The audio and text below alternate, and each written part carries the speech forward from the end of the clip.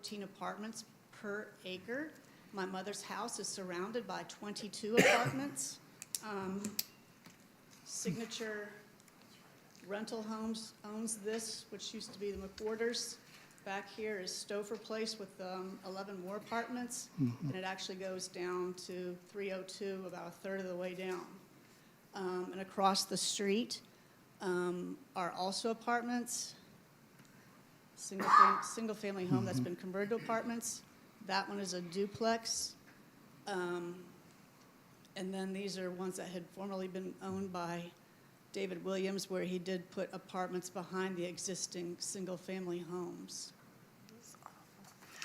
A lot of us feel that that area's been damaged by changing it over to an R3 in the past. And that's the reason we tried so hard to make it R1C, to kind of keep it that way, and hopefully maybe a lot of it would turn back R1C again. So it's a kind of a thing that way, because the street itself has really deteriorated so much, and we're really afraid that it will go up to the brick and some of the other streets. Yes, that's understandable. But at the same time, my mother's house is singled out, and arguably it does decrease the value. And is somebody going to want to purchase a home that is surrounded by 22 apartments? I don't know. So our request is to go back to the status quo, especially since my mother, as an 87-year-old in 2022, did not actively participate in this process for a zone change. Only, and I understand what you're saying, but right now we're only dealing with wanting to put it back because as far as doing any future development, we don't know, Right. Exactly right now what it's going to be. So right now we're just dealing to put it back into that, That's correct, sir. to that Yes. right now. But if you know it goes to R3, it's going to be apartments. Well, I mean, that's just something we don't know what it's going to do. Yeah. Now, the homes on either side are not apartments. There's only one in that block. No. That's a very important piece of information. And that's in my application. 319 consists of standing 11 apartment self-standing, and then the house has been converted into 2 or 3 apartments. Behind the house, here on Willis Manor Drive, there are an additional 11 apartments. So two-thirds are apartments. There's one single family current use next door, 302 High Street. Right. But then I thought on the other side, it looked like it was a single family too. And No. then Breck is virtually all single family except for a duplex that they threw in there. That's right, but 312 High Street is bordered by 319 High Street, which is Signature Rental Homes, which is 10 freestanding apartments behind the original home, which was single family, but has been converted to 2 or 3 apartments, A, B, and possibly C. And then directly behind it, and then also behind 302, because 302 sold a portion of their property for Stouffer Apartments to be built back in the mid-90s. Kevin, And then you also have the Willis Manor Apartments, which is government-owned housing right here, which is multifamily, and I don't know how many apartments Willis Manor is, but it's greater than 22. Yeah, but that's off another street. Kevin, you got I anything? can't hear. The apartments that are behind the first house on High Street, the entrance to those apartments is off. It's a public hearing, so it's, Yeah. It's Willis Manor Avenue. You don't access them off of High Street. But they abut. They are in close proximity. This is a public hearing, so if anyone else has any comments for it or against it, please come and take the podium and your name, please. Thank you. All right, thank you.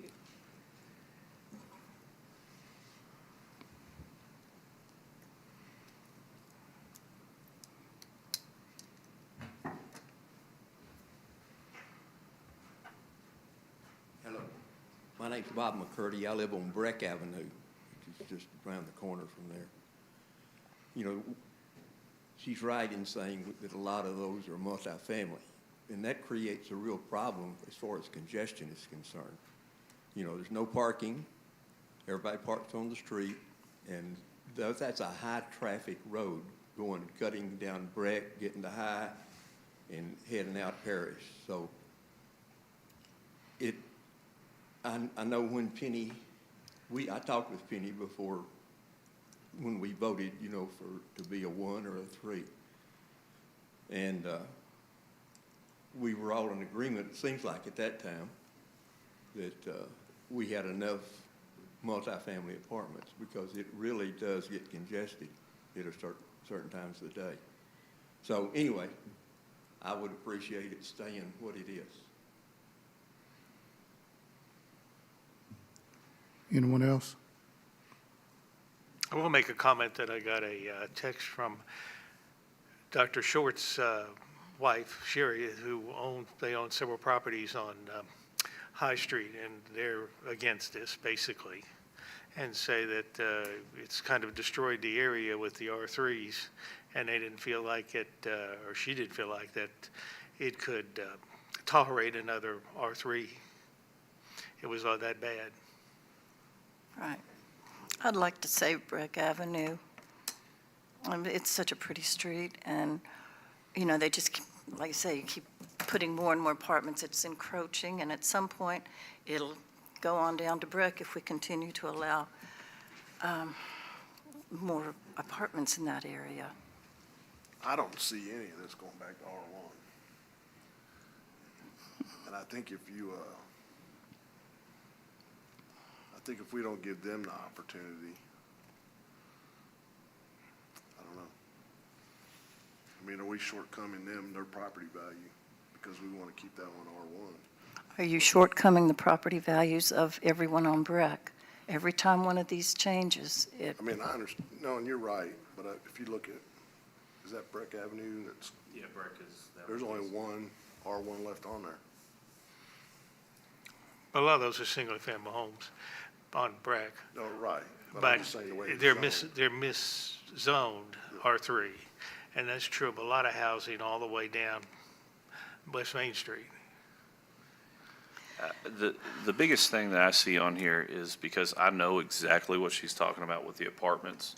I know where those sit, and I know that house very well. So I understand you should probably get that R3 back, just because I know it's already hindering there anyway, and I know it's the only way that you're going to make the property value where it should be accordingly. And I stand pretty firm on that one, so.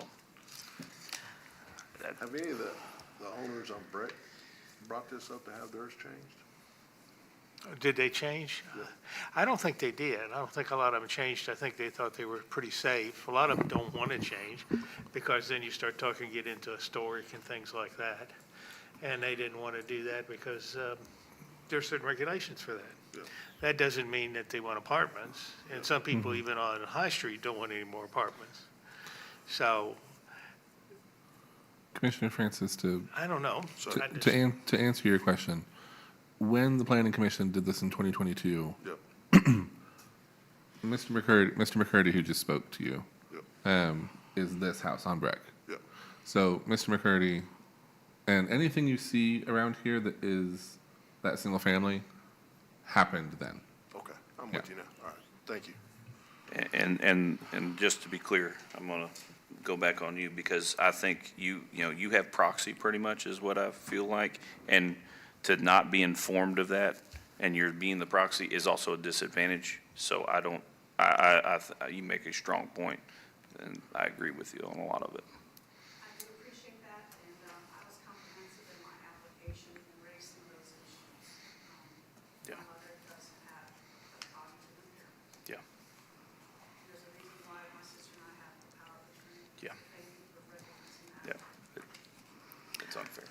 I just see it's a street with tons of character. That was always one of the premier streets, and through the decades, we're allowing it to slowly become just a maze of apartments, and I hate to see us do that to the city of Richmond. I hate it.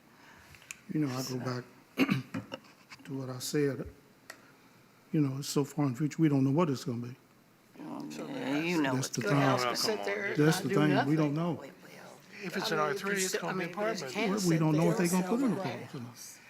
It'll be purchased. They might, I'm not saying that they won't, Yeah, but I can't get you up and can't say guarantee and say that it's they just will. the- Well, the whole point is that that area's deteriorated significantly, and if you keep Well, zoning it the- R3 or The thing of it whatever. is with that area, it was handed over to us from years back, which should have never been what it is today. Absolutely. I agree with that. That's true. What, I mean, R3, that- you mean? Yeah, I mean, and what it is today is because what they done years ago on rezoning it. It Yeah, should have should've never been been, R3. it should never been what it is today. I go through there, and it is heartbreaking to see what they done to it. But I'd like to put But, a stop. I mean, but that's what we have to deal with. There's apartments around all those single families up there. Nobody's gonna do I that. just feel mean- bad Everybody hindering her. else. That's my issue, is because that is a hindrance on that Mm-hmm. property value. Now, we would But- have the effect, the thing is if somebody else were to buy and they still have the option to zone it R1C. And the problem is I look at it and she's got proxy, it's like, I completely agree with her. Like, that was unfair. It was just unfair. Now, do I wanna see apartments there? Absolutely not, but at the end of the day, I still feel it's unfair. There's a And lot you of, don't know what you're gonna put there. when they put those apartments behind those homes, that was totally unfair. And it shouldn't have done. And every time you Shouldn't be. move that zoning a little bit closer to Breck, you're destroying Breck. And that was one of the first things when I was first on this committee, that in High Street, they wanted to put those apartments, and I voted against it then, got outvoted, and the commission went ahead and approved it. So, you know, it's been some bad decisions in the past, I think. Yeah, I agree. And Yes, but Kevin, I just don't want to make any more. Good evening, Commissioners. I've been waiting for my chance. I just want to bring some light to the discussion that I'm hearing. We're here for a zone change, but, you know, I hear apartments as a concern and things of that nature, and I can appreciate what we have inherited and what we're trying to preserve. With that being said, I have had the ability in the present to halt some of the apartment development there because it simply cannot withstand the regulations required for apartments. What you see out there today is a recipient of way past. A lot of these buildings were not under jurisdictional eye and review. That is not the case today. I have been approached multiple times for multiple properties in and around this area. They did not take place. The requirements today makes that, for the most part, inevitable. They can't pull it off due to the stringent nature of the property boundaries and things of that nature, parking requirements and so forth. So apartments behind houses, don't worry, not today. That won't happen today. Yet still, we are the recipient of what we have. So if and ever when this project were to be developed, that's just to respond to your comment, I don't think 14.24 dwelling units will make it. Now, could they if it was rezoned R3? Sure, but it will not be the density that is allowed because parking requirements, detention, impervious areas, and so forth just won't allow it. It's just not large enough to handle all that kind of stuff. Returning it to an R3, I will leave that up to this body, but I would not have any issue one way or the other, but I do understand, I've read all the findings of fact. I do appreciate the conditions in which it's brought before you. I have spoke with Mr. Frazier and had counsel. I hope with he and absent here tonight, I can state that he has no issue with it in that conversation. So I feel like the debate here is not to be afraid of development. I think development will take care of itself with rules and regulations. However, I think it's a justification of the process in which it was brought about. That would be the decision that you would have to tackle here tonight on whether to return it to R3 or leave it. But you said they can't build apartments on that in R3 because it's not big enough. can't build Any lot there zoned R3 certainly can build apartments, but, you know, you're allowed 14.24 units per acre. You can do some math and figure out how many units you can get on there. Well, if you maxed your units out, and then you start tacking on parking requirements, two-way drive aisles, landscape requirements, buffers, all kinds of things that may be in that nature, you cannot get that amount of units. It's just not feasible by engineering. So, So why would you want to change it? Should get well, I would leave that question to that young lady, but unless there's anything else, if you have any questions, please ask. Okay, thank you. Any more questions? You want us? I would just say that my application speaks, I would just like, my application, I think, speaks for itself. And I talked a lot about process in 2022 with that application that I submitted. My mother did not actively participate. She's not doing what I'm doing today. She didn't attend any of the meetings. She doesn't know the significance of what a zone change is. But to the question that goes to the heart of this, why change it back? Like I said, it's an aberration, that sliver of hers, to where it raises questions as to why it is that. So for a sale down the road, if we choose to sell, I think it's only fair that it go back to R3 for consistency with the rest of the neighborhood, coupled with the fact of the process that my mother seemingly didn't participate fully in 2022. So Any more? thank you. Thank you. Any more questions from the public? Commissioners, got any more questions? May I get a motion on this, please?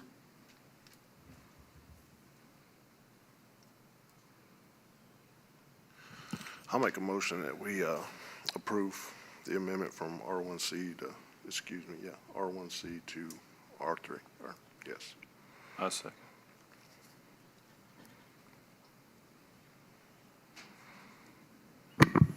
Commissioner DeGrant, Yes.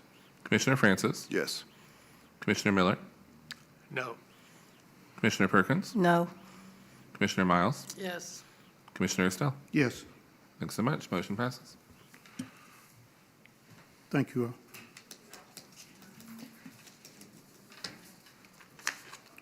Next on the agenda is other business. Thank you, Mr. Chairman. We'll sort of combine other business and director's report tonight. As you all have heard me say over and over again, I'm about to lose my 26-year GIS informant. So as an announcement, his last day is April the 30th. We will be holding a little open house for John in commemoration of his work here at the city. It'll be held just across the hall in the meeting room from about 12 to 3-ish. You're all very welcome to come by, give your regards, and maybe eat a snack or two and have some good conversation. Our next generation 911 is up and running. It is fired up. I witnessed it with my own eyes. We got it off and running. So we are just simple buttons away from immediate communication between Madison County and the city of Berea. So things like Mr. Chairman Way in Berea is not Mr. Chairman Way in Richmond. We can now interact between all the jurisdictions, and the process is immensely time-saving. So very excited about that. We are doctoring up our work platform, transferring over all of our storm maps, districts, historical districts, police, fire, zone maps, all that kind of stuff to create a work environment of our own. And we'll be looking soon to review the website before it goes live for interactive nature for the community. I hope that should be done between now and the 1st of May, that it would be interactive. That's my hopeful thoughts. We do have everything turned in, and that technological process is underway, and I'm actively waiting for that. So it's big news. Some of you don't know, we've had trouble with our GPS equipment. We've pushed forward on it. Our GPS equipment is top-notch now. It is accurate down to the hundredths of an inch, horizontal, vertical elevations, sea level elevations and everything. So I'm very excited about that because I have big plans for our GIS department. They're going to become active and known. So you'll probably see a little man running around with GPS equipment, and he will have a city logo. So I'm excited about that to help other departments as well with that equipment and what we're going to push forward with. Our comp plan. You all know our comp plan sort of getting fired up. We have met, we have picked a few steering committee stakeholders. Tonight, I would love to ask this board for 2 volunteers. If you are volunteering and everybody's in agreement with that, we would get, once we get everyone together, we will send out, well, I think they call it a monkey doodle. Anyway, it's going to be sent out to get everyone's available times, and when everyone can get together, there will be approximately 4 meetings, 2 stakeholders and 2 public meetings. So if you're interested, plan on about 4 meetings. And of course, we will have all of that information for those 2 volunteers. And with that said, it's all public. I would encourage all of you to be there anyway. But as far as filling the stakeholder position, we're looking for about 12. We've involved different parts of the community. We've involved Eastern. I have reached out to Madison County. I have reached out to Berea.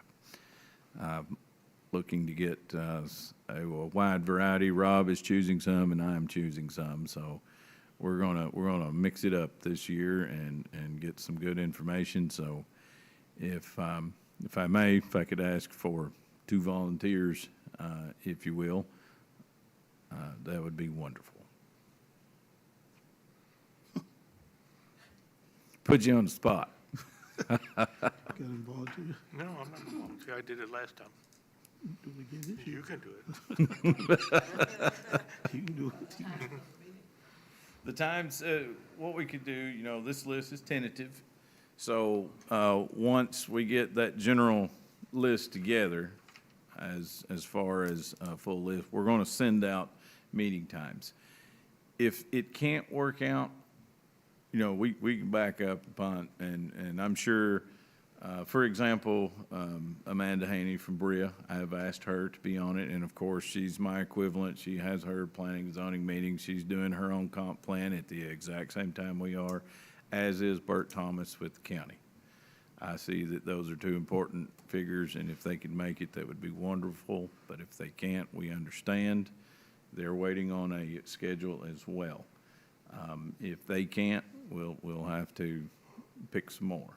So, you know, once you see this schedule as it's working out, if it doesn't work out, don't feel bad. Everybody has lives and things and are busy.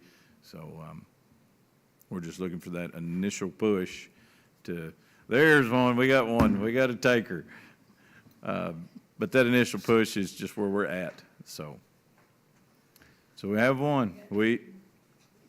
Two on the left. All right, write them down, Tyler. We'll send, what we're going to do is we're sending emails. So we'll send both your emails to Bell Engineering they're compiling that list, and once we have the list, we'll fire it out and try to figure out what's the best times to get everyone together. And we'll go from there. So that's simply where we're at. Other than that, that is all I have. Thank you. Thank you. No one has got anything else? Ask for adjournment? Make a motion, we adjourn. A second. All in favor? Aye.